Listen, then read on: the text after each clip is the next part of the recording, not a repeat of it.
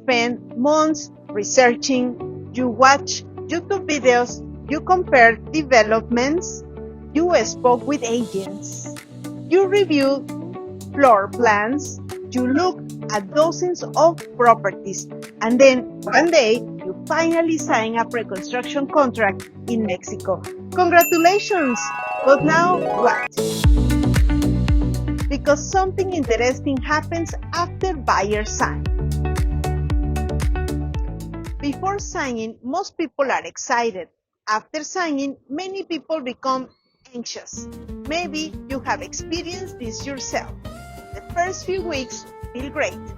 Tell your friends, you tell your family, you start imagining yourself spending winters in Puerto Vallarta. You picture yourself on the balcony with a cup of coffee overlooking the ocean. Everything feels exciting. Then 6 months go by. You receive fewer updates. Construction doesn't seem to be moving as quickly as you expected. You join a Facebook group. Someone posts, "Has anyone heard anything about this project?" Another person says, "I am starting to get worried." Someone else says, "I heard construction is delayed," and suddenly the excitement is gone. Now you are wondering, did I make a mistake? Should I be concerned? Is this normal? What happens next? The reality is that most buyers don't know what to expect after they sign. So today, I want to walk you through exactly what happens after you purchase pre-construction in Mexico.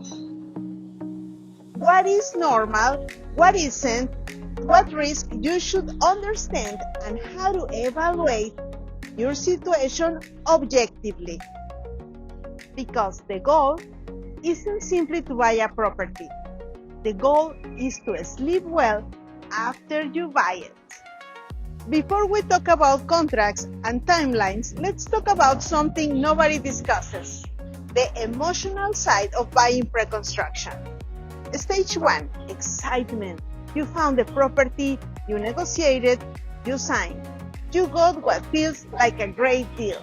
You feel smart, you feel confident. The stage 2, silence. Nothing dramatic happens. Construction progresses slowly.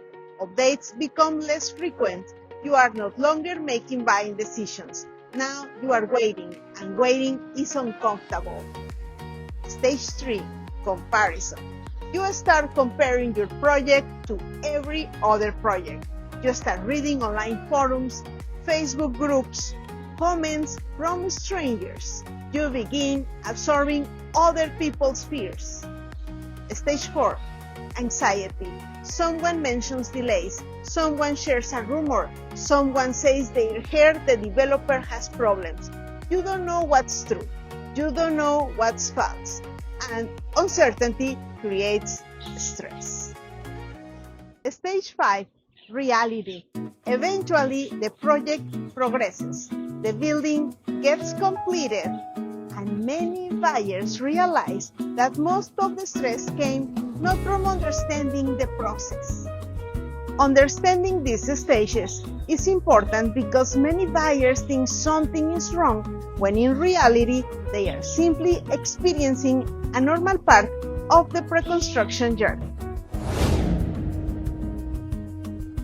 The first thing I tell buyers after signing is go back and review exactly what you bought, not what you think you bought, what you actually bought. Review the floor plan, the square footage, the terrace dimensions, parking spaces, storage units, appliances, finishes, views, specifications. Here is something I tell clients all the time. Don't buy the rendering, buy the specifications. The rendering is marketing. The specifications are what the developer is contractually obligated to deliver. If the rendering shows designer furniture, luxury decorations, landscaping, and incredible lighting, that doesn't necessarily mean those items are included. The contract and specifications matter, not the marketing brochure. One of the biggest mistakes buyers make is focusing entirely on the developer's obligations while forgetting their own. Review your payment schedule carefully. How much is due? When is it due? What happens if you are late? Many contracts include late fees, interest charges, default provisions, potential termination clauses. Remember, the developer isn't the only party with obligations. You have obligations too. And understanding them early prevents expensive surprises later. Now, let's discuss something many buyers never ask. How is this project actually being funded? Many people assume the developer already has all the money required to complete construction.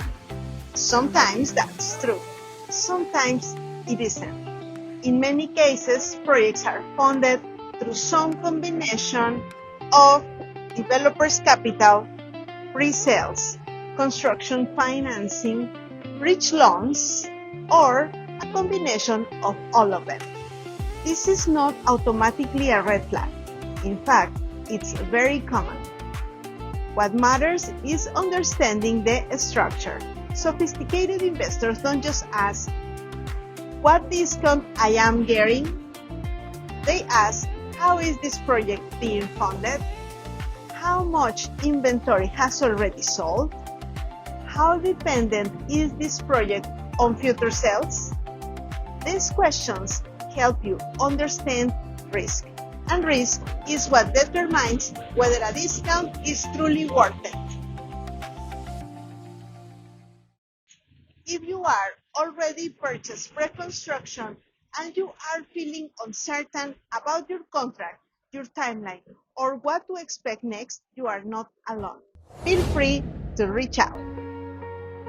This might be the most important section of the video because many buyers don't know the difference between normal construction activity and legitimate warning signs.